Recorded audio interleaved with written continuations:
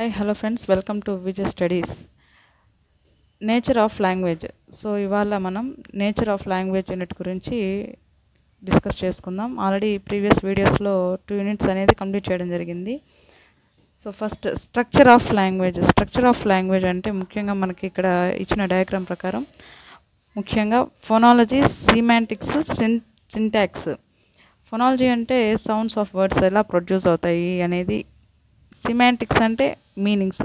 మామూలుగా మనకైనా తెలుగులో ఉండేది ఆర్డర్ అదే అనమాట. ఫస్ట్ ఎలా సౌండ్స్ అనేది ప్రొడ్యూస్ అవుతాయి, తర్వాత వాటికి మీనింగ్, తర్వాత అర్థవంతమైన పదాలు ఎలా ఆర్డర్లో పెట్టాలి అనేది syntax. Next system of communication. ఈ సిస్టమ్ ఆఫ్ కమ్యూనికేషన్ మళ్ళీ 3 parts: communication view, structural view, international view. So communication వ్యూలో అందులో ఉన్న లింగ్విస్టిక్స్ ఏమని చెప్పారంటే, ఎక్స్ప్రెషన్ ఆఫ్ మీనింగ్ అనేది చాలా ఇంపార్టెంట్. అంటే గ్రామర్ అవన్నీ పక్కన పెడితే సిచ్యువేషన్ అనేది నీ ఫీలింగ్స్ని ఎక్స్ప్రెస్ చేయడానికి ఒక అర్థవంతమైన ఎక్స్ప్రెషన్గా చెప్తే చాలు, గ్రామర్ అనేది ఇంపార్టెంట్ కాదు అన్నట్టు కమ్యూనికేషన్ వాళ్ళు లింగ్విస్టిక్స్ చెప్పడం జరిగింది. అదే స్ట్రక్చరల్ వ్యూకి వచ్చేసరికి, స్ట్రక్చరల్ లింగ్విస్టిక్ అంటే ఇందులో ఉండే లింగ్విస్టిక్లు believe that the sentences should be well structured in grammatical sense. ఖచ్చితంగా గ్రామర్ పరంగా ఏ మిస్టేక్స్ ఉండకూడదు, గ్రామర్ పరంగా ఖచ్చితంగా కరెక్ట్గా పలకాలి, చెప్పాలి అని వీళ్ళు చెప్పడం జరిగింది. అదే ఇంటర్నేషనల్ వ్యూలో తీసుకున్నట్లయితే వీళ్ళు ఏం చెప్పడం జరిగిందంటే, ఇది ఒక అంతర్జాతీయంగా సంబంధాలని నెలకొల్పేది. అంటే సోషల్ ట్రాన్సాక్షన్ కావచ్చు, ఇంటర్నేషనల్ రిలేషన్షిప్స్ కావచ్చు, ఇందులో డెవలప్ కావడం జరుగుతుంది.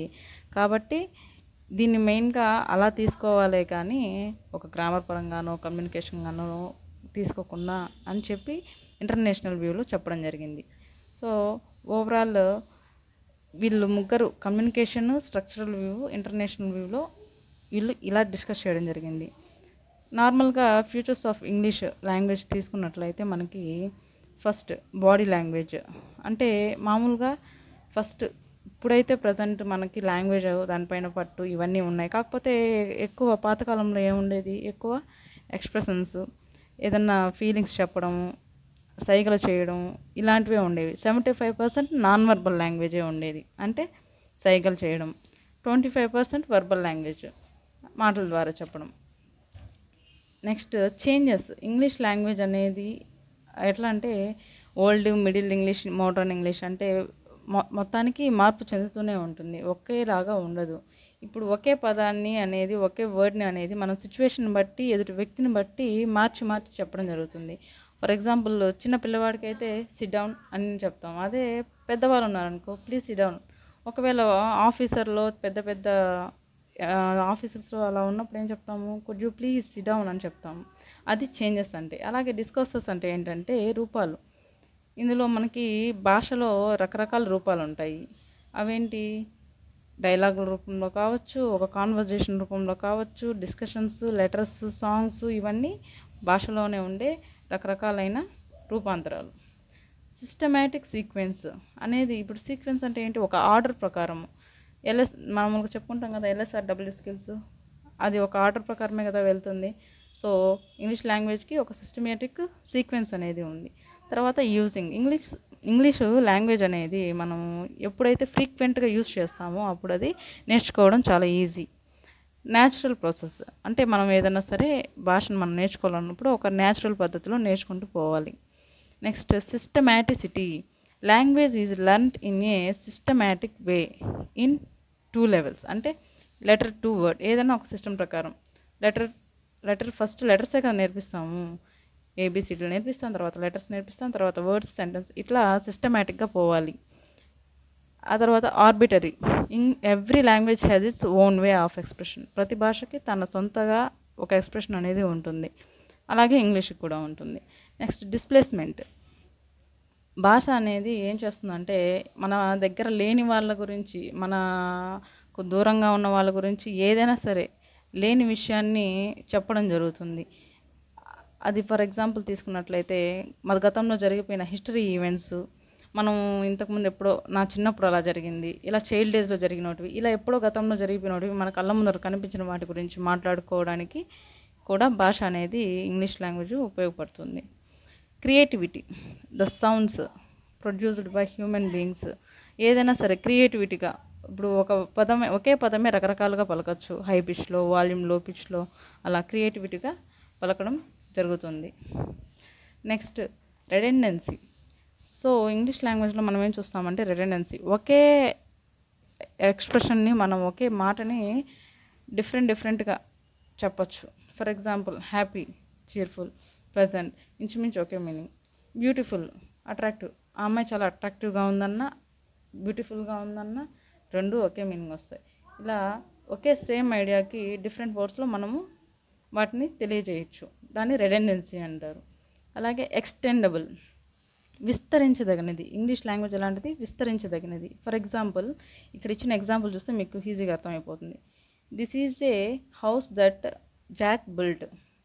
అదే దాన్ని మళ్ళీ ఏం చెప్పారు, this is a rat that lived in a house that Jack built. ఏ ఇల్లు అయితే జాక్ కట్టుకున్నాడో ఆ ఇంట్లో ఈ ఎలుక అనేది నివసిస్తుంది అనేది దాన్ని పెంచినాడు. మళ్ళీ దాన్ని ఎలా పెంచినాడు లాస్ట్ సెంటెన్స్లో, this is a cat that chased.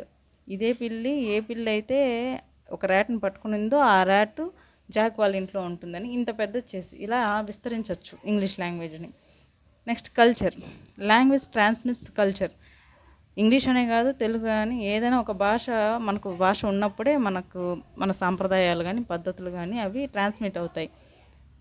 Thank you, sorry, ఒక పెద్దవాళ్ళని గౌరవించడము, ఇలాంటివన్నీ ఎలా కల్చర్ అనేది మనకు భాష వస్తేనే భాష ద్వారానే ట్రాన్స్మిట్ అవుతాయి. నెక్స్ట్ ప్రీవారికేషన్, అంటే ఉన్నది లేనట్టుగా, వాస్తవాలను అవాస్తవాలుగా, నిజమను అబద్ధంగా ఇలా చేసి చెప్పే ఒక టాలెంట్ భాషకు అనేది ఉంటుంది. ఇది ఎక్కువగా మనం ఇప్పుడు పిల్లలకి మోరల్ స్టోరీస్ ద్వారా వాళ్ళకి మంచి అవగాహన తెప్పించాలి అనుకుంటాం కదా, అలా చెప్పాలి అనుకున్నప్పుడు మనం యూజ్ చేసేది మెయిన్ అంటే ప్రీవారికేషన్ అనేది యూజ్ చేస్తాం. ఎందుకంటే అక్కడ యాక్చువల్గా జంతువులు అనేది మాట్లాడుకోవడం జరగదు ఇప్పుడు పంచతంత్ర కథల్లో వీటిల్లో, కానీ అక్కడ మనం చెప్పడం జరుగుతుంది. దీన్నే ప్రీవారికేషన్ అంటారు.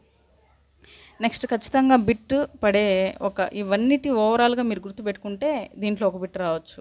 అలాగే ఇప్పుడు ఖచ్చితంగా బిట్ అడిగేదానికి ఉండొచ్చు ఛాన్స్ అనేది ఏంటంటే ప్రిన్సిపల్స్ ఆఫ్ ఇంగ్లీష్ లాంగ్వేజ్లో features and characteristics. Language learning is a developmental process. ఇందులో ఎన్ని స్టేజెస్ ఉన్నాయి, మొత్తం 6 ఉన్నాయి.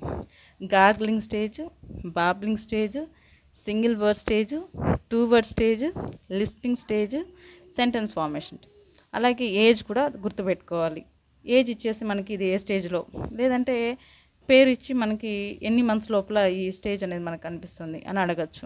సో ఇక్కడ చూసినట్లయితే గార్గ్లింగ్ స్టేజ్ అనేది 0 to 6, బాబ్లింగ్ అనేది 7 to 10, single word stage 11 to 18, 2 word stage 19 to 24, lisping stage 25 to 35, sentence formation 36 to 60. Next language అనేది ఒక వోకల్, అంటే మన స్వరపేటికి సంబంధించింది. లాంగ్వేజ్ ఈజ్ ప్రైమరీలీ స్పీచ్, అంటే అదొక ప్రాథమిక అవసరం. Unit of speech is sentence, అంటే మెయిన్గా ఒక స్పీచ్లో అనేది ఒక మినిమల్ సిలబల్స్ అనేది మనకి వచ్చి ఉండడం అవసరం. Language is related to habits, మన అలవాట్లకి తగినట్టుగా మన భాష కూడా ఉంటుంది. తర్వాత లాంగ్వేజ్ ఈజ్ యూనిక్, ఏ భాషకి ఆ భాష యూనిక్గా ఉంటుంది. Next importance of English language. Importance of English language తీసుకున్నట్లయితే ఇంగ్లీష్ ఈజ్ గ్లోబల్ లాంగ్వేజ్. ఇప్పుడు మనకి ఇంటర్నేషనల్గా కానీ ప్రపంచవ్యాప్తంగా ఎక్కువ యూజ్ చేసే లాంగ్వేజ్ ఏదంటే ఇంగ్లీషే. తర్వాత లింక్ లాంగ్వేజ్, ఇప్పుడు ఎక్కువగా మాట్లాడేది అదే భాష అయినప్పుడు అది లింక్ లాంగ్వేజ్ కూడా అవుతుంది.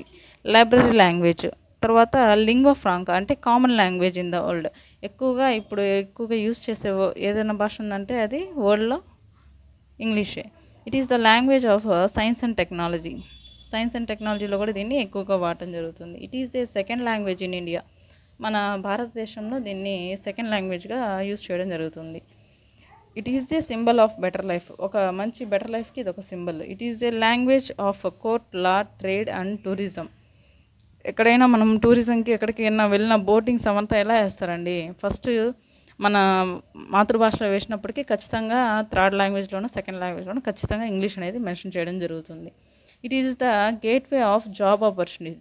మీరు ఇప్పుడు ఏదైనా సరే ఎంటెక్లు చేసినా బీటెక్లు చేసినా వీళ్ళందరూ ఏది చేసినా ఫైనల్గా ఒక సెమినార్ ఇవ్వాలన్నా, ఏదైనా ఇవ్వాలన్నా, చెప్పాలన్నా, జాబ్ సెలక్షన్కి సెలెక్ట్ అవ్వాలన్నా వాళ్ళకి ఇంగ్లీష్లో మాట్లాడగలిగే టాలెంట్ ఉండాలి. అదే ఇది opportunities, job opportunities. It is the language of social status. Okay, next problems of teaching English in India. మన భారతదేశంలో టీచింగ్ విధానంలో ఇంగ్లీష్లో ఏమేమి ఉన్నాయి problems? Lack of clear cut policy to learn English. అంటే క్లియర్ కట్ పాలసీ, ఈ పద్ధతిలో చెప్పాలి, ఇలా చెప్పాలి అనే ఒక ఇది లేకపోవడం. డిఫెక్టివ్ టీచింగ్ మెథడ్స్, అంటే సరైన బోధన పద్ధతులు లేకపోవడం. ఫ్యాకల్టీ ఎగ్జామినేషన్ సిస్టమ్, ఫ్యాకల్టీకి ఒక ఎగ్జామ్ పెట్టి వాళ్ళని సెలెక్ట్ చేసుకునే అనే ఒక సిస్టమ్ లేకపోవడం. Lack of exposure to English language, అంటే దాన్ని అంతగా అంటే ప్రాచుర్యంలోకి తేవడం, దాని గురించి గొప్పగా చెప్పడం అలా లేకపోవడం. Lack of sincere efforts and conscious efforts, అంటే సరైన దానికోసం ఎఫర్ట్స్ పెట్టి దీన్ని పైకి తేవాలి అనే ఉద్దేశం లేకపోవడం.